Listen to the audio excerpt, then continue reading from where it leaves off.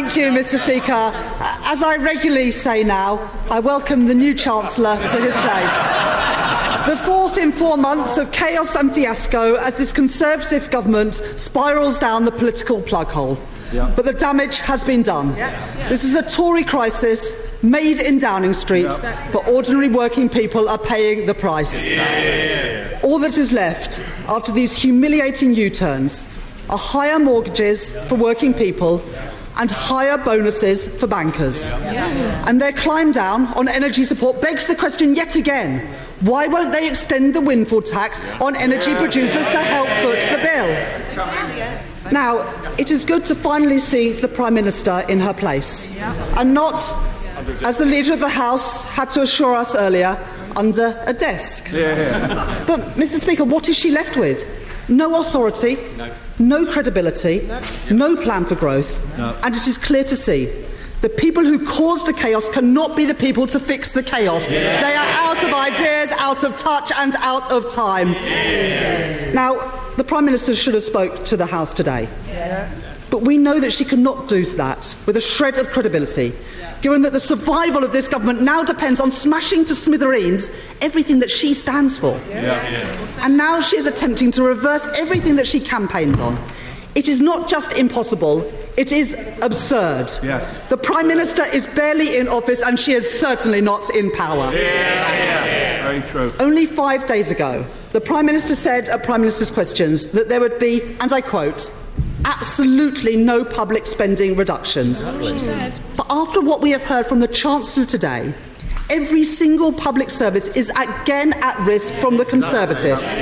From our NHS nurses to our schools to our servicemen and women, with the country paying the price for their incompetence.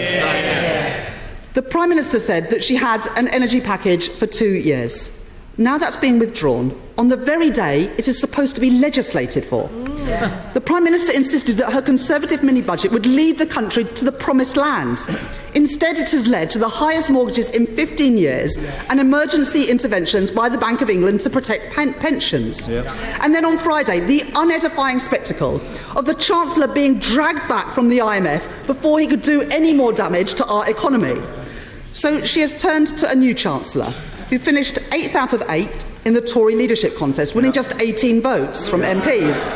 The Tories have run out of credibility and now they are running out of chancellors. The latest office holder has been in the Cabinet for 9 of the last 12 years, at the centre of a government responsible for low growth and weakened public services, and him responsible for helping run the NHS into the ground. He was a big part of austerity season 1, and now he says the cure is austerity season 2.